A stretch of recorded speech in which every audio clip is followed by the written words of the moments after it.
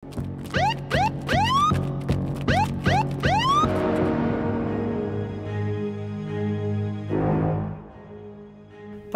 na ba ang karma ni dating Pangulong Rodrigo Duterte?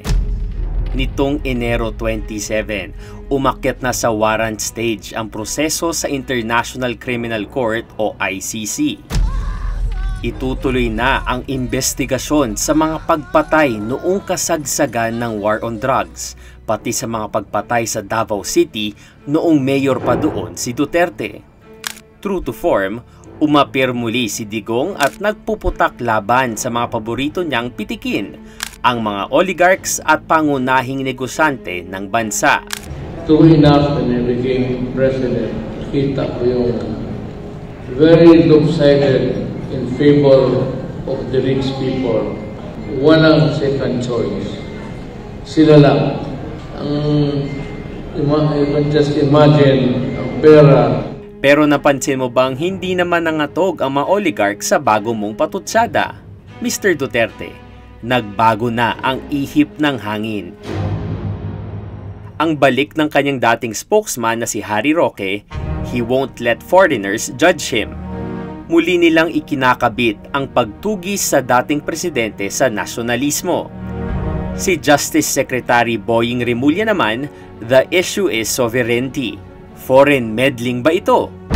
Pero hindi ba't sinuspindi nga ng ICC ang proseso nito para bigyan ng pagkakataong maaksyonan ng kasalukuyang administrasyon ang mala-Holocaust na krimen laban sa sangkatauhan na naganap sa Davao pa lang hanggang 2020?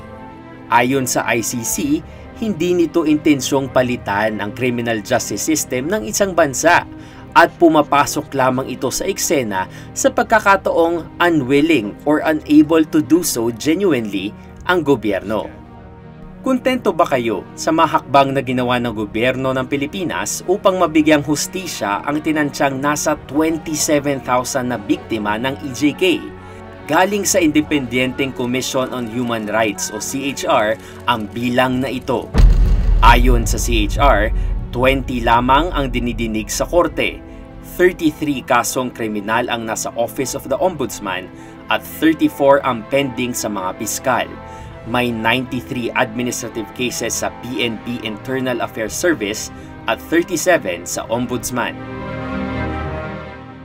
Mapunta naman tayo kay Senador Bato de la Rosa, ang unang nagpatupad ng tukhang at ang hepe ng pulisya ng Davao nang namayagpag ang Davao Death Squad doon.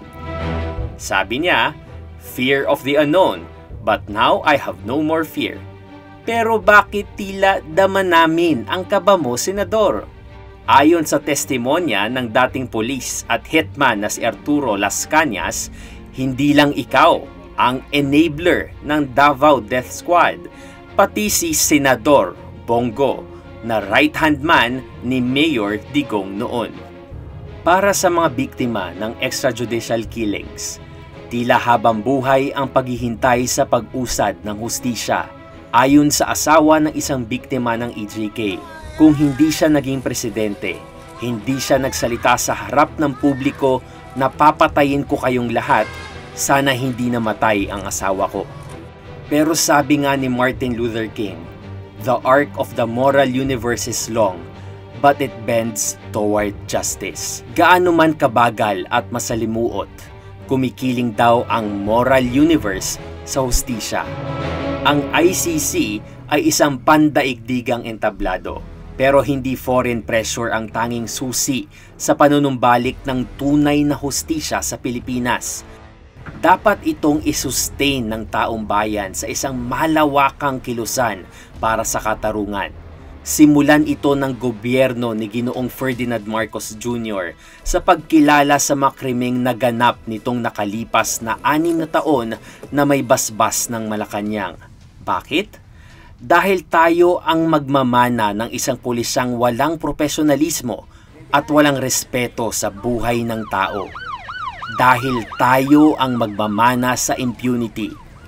Ngayon ibabalik namin kay Digong at Bato ang paborito nilang linya. Kung wala kayong kasalanan, walang dapat ikatakot.